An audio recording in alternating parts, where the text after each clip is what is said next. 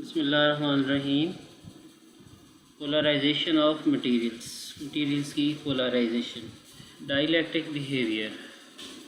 A dielectric material is one that is electrically insulating, non metallic and exhibit or made to exhibit an electric dipole structure.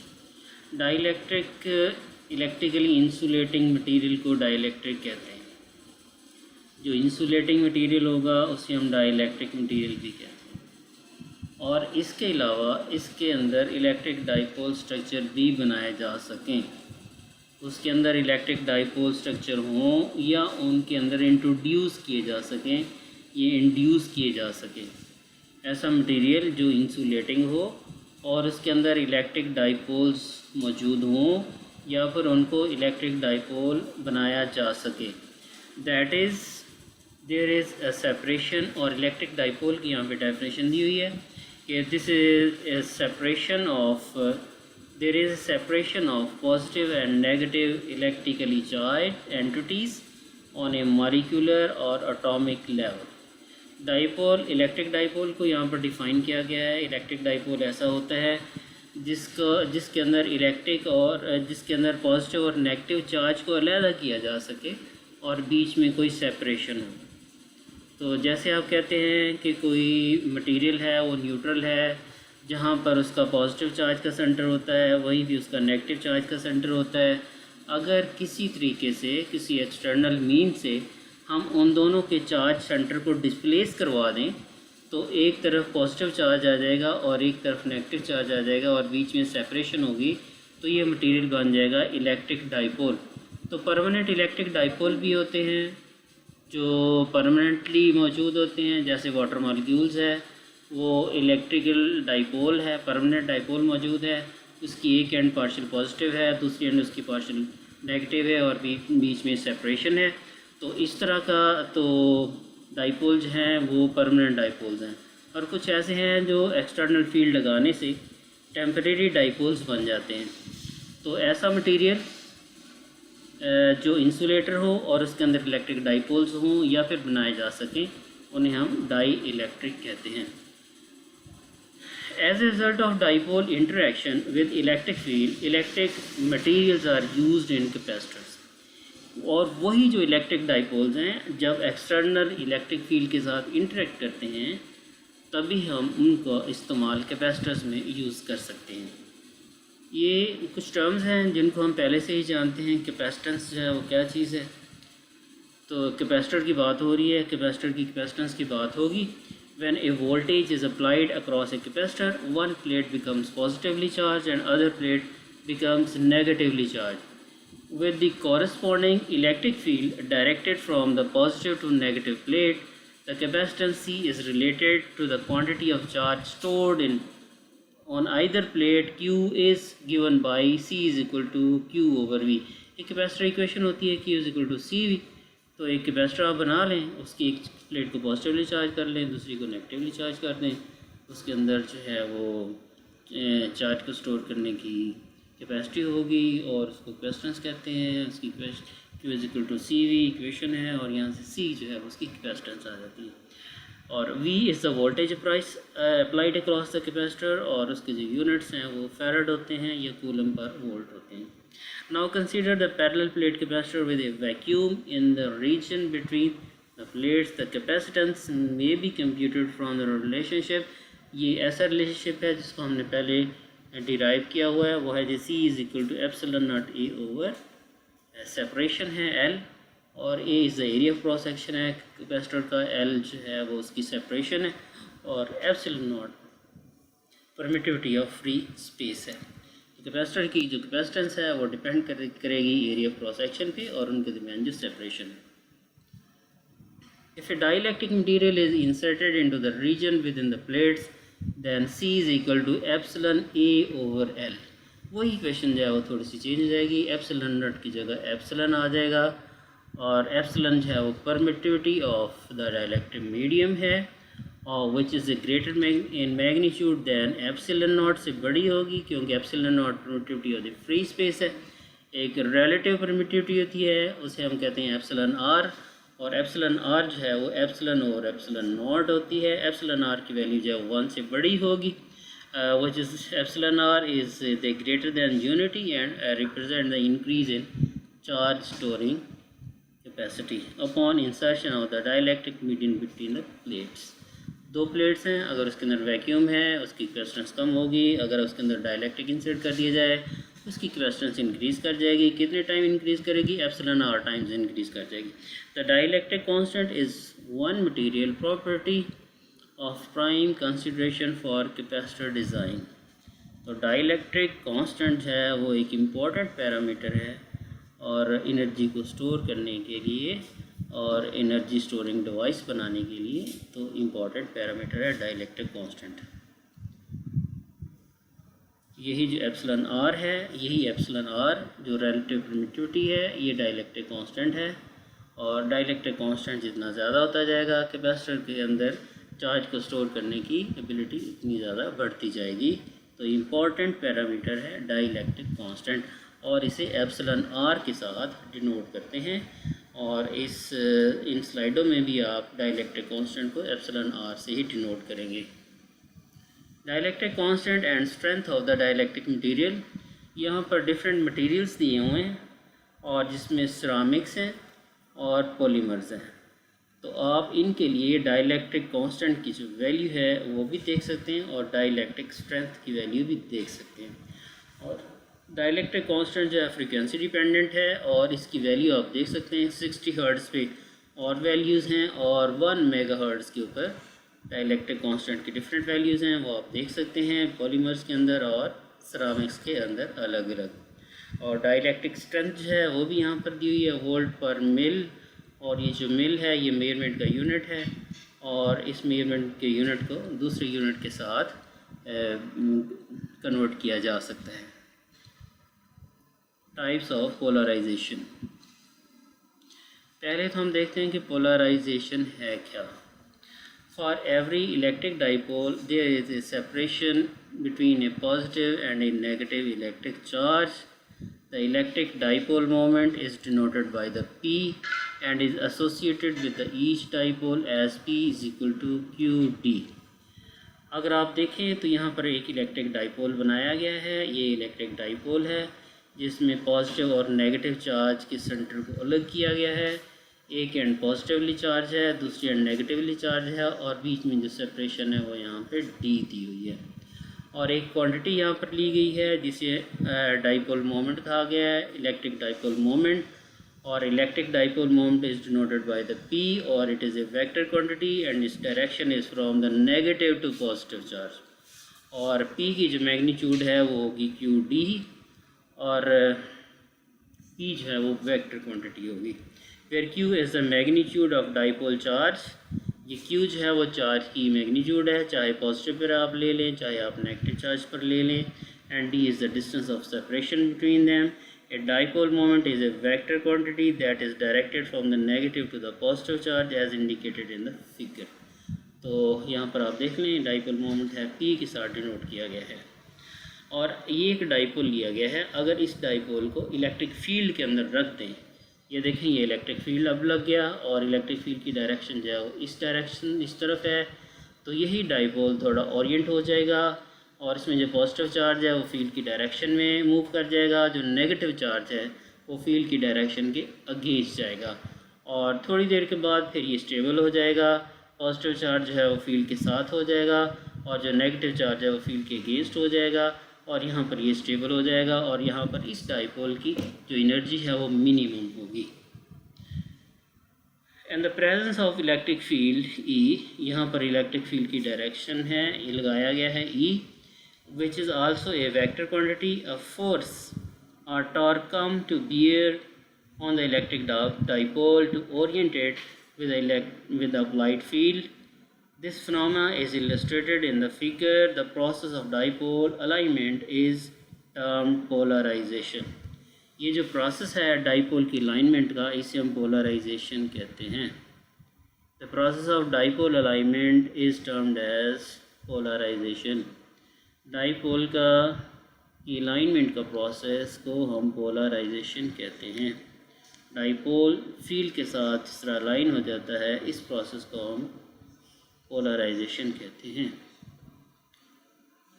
The surface charge density D और quantity of charge per unit area of a capacitor plate is proportional to the electric field।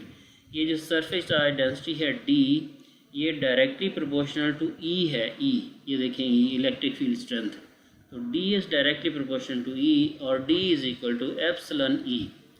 और अगर ये surface charge density vacuum के लिए है तो फिर zero लगा दें यहाँ पर भी, और E के साथ भी ज़ीरो लगा दें, तो ये एक्सप्रेशन बन जाएगा D not is equal to epsilon not E।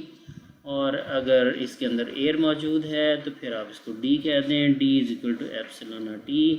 तो surface charge density D is directly proportional to electric field E, यहाँ पे दिया हुआ है। Some time D is called dielectric displacement, और ये जो D है जिसे हमने सरफेस चार्ज डेंसिटी कहा था, ये डाइलेक्ट्रिक डिस्प्लेसमेंट भी है, और ये भी एक वेक्टर क्वांटिटी होगी। जैसे इलेक्ट्रिक फील्ड एक वेक्टर क्वांटिटी है, तो डाइलेक्ट्रिक डिस्प्लेसमेंट भी एक वेक्टर क्वांटिटी होगी।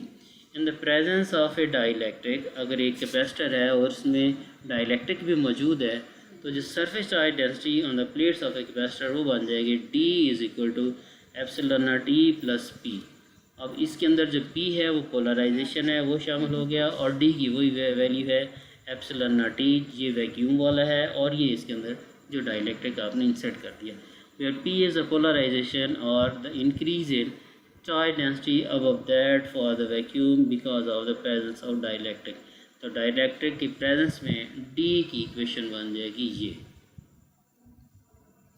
The polarization P may also be thought of as a total dipole moment per unit volume।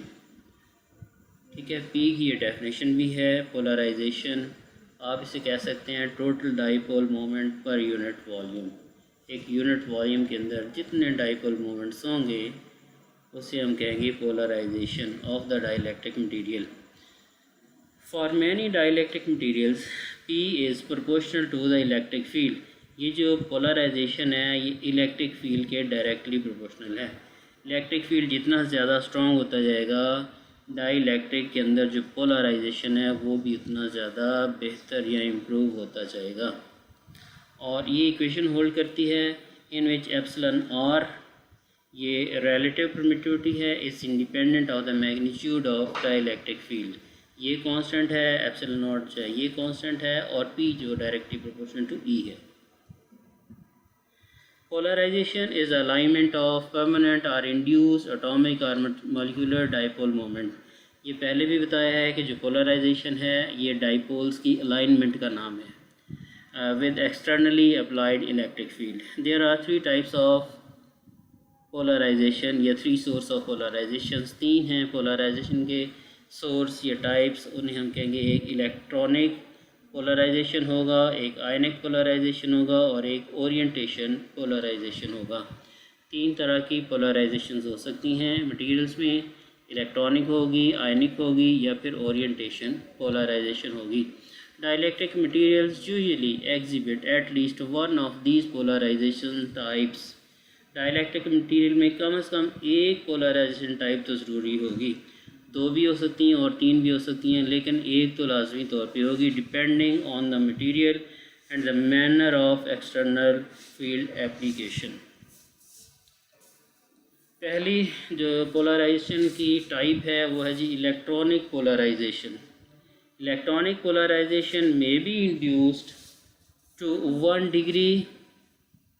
Electronic polarisation में be induced to 1 degree or another in all atoms.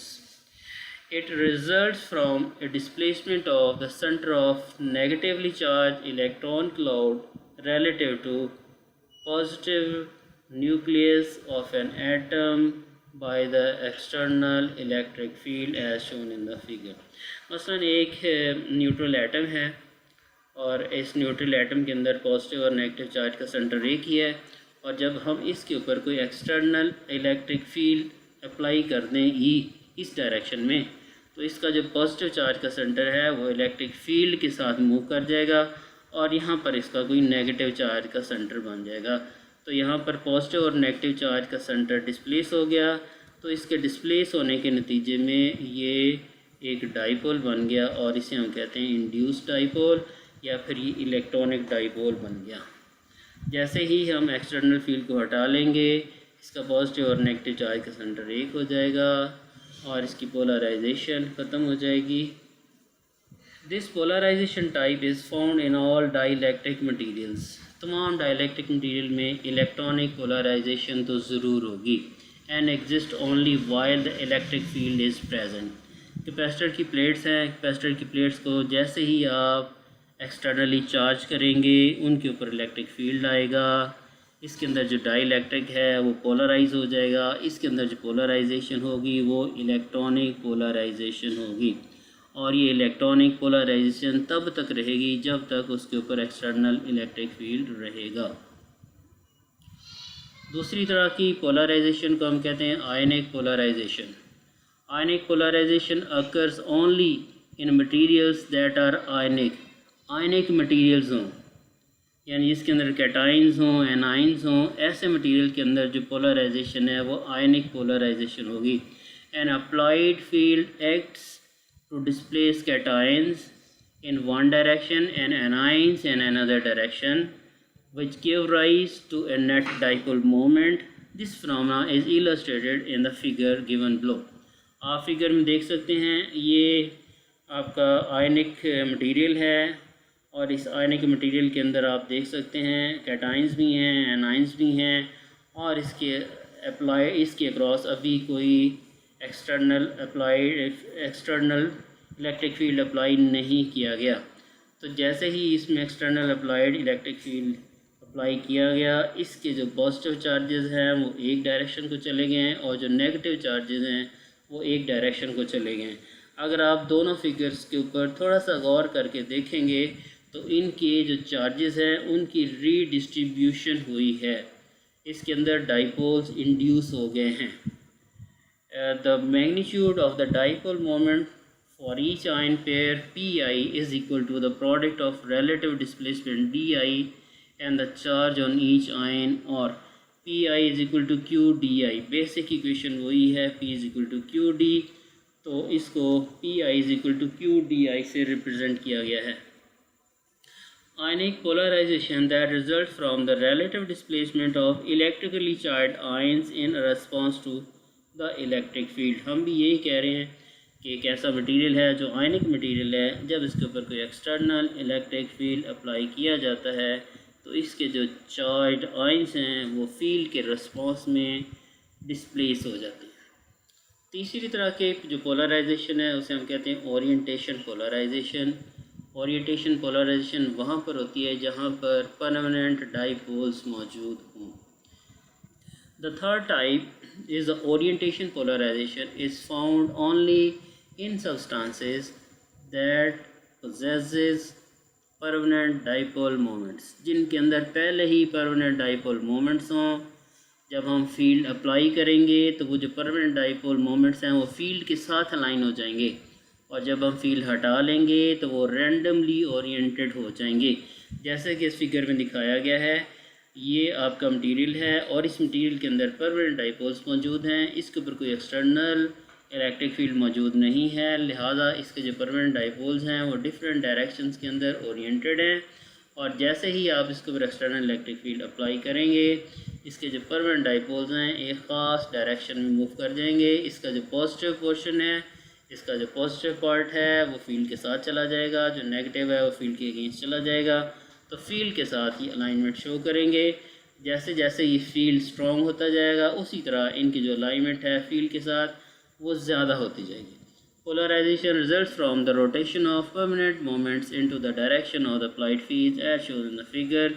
C is the response of the permanent electric dipole arrows on an applied electric field producing orientation polarisation. तो इसमें orientation polarisation हुई है।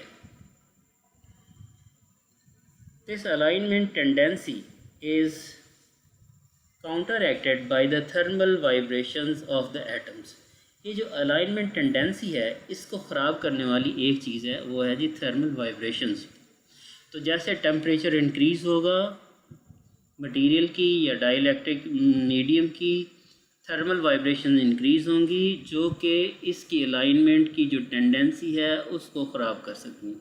सो that polarisation decreases with increasing temperature. तो जैसे temperature increase करेगा thermal vibration से ज़्यादा हो जाएंगी और ओरिएंटेशन की अलाइनमेंट की जो टेंडेंसी है वो रिड्यूस हो जाएगी। Total polarisation P of a substance is equal to the sum of electronic, ionic and orientation polarization, or we can write it as in this equation P is equal to PE PI plus PO. Orientation polarization, ionic polarization और electronic polarization, तीनों का जो sum है उसे हम कहेंगे total polarization. It is possible for one or more of these contributions to the total polarization to be either absent or negligible in magnitude relative to the others. ये हो सकता है कि इन तीनों में से किसी एक की जो मैग्नीट्यूड हो वो ज़ीरो हो या फिर वो नेग्लिजिबल हो। For example, ionic polarization does not exist in covalently bonded materials in which no ions are present. तो ऐसा मटेरियल जिसके अंदर कोई आयंस ही नहीं है तो उसके अंदर आयनिक पोलराइजेशन ज़ीरो होगी। तो ये कहता है कोवलेंटली बॉन्डेड मटेरियल के अंदर आयनिक पोलराइजेशन ज़ीरो होती है क्योंकि उसके अंदर आयंस होते ही नहीं हैं।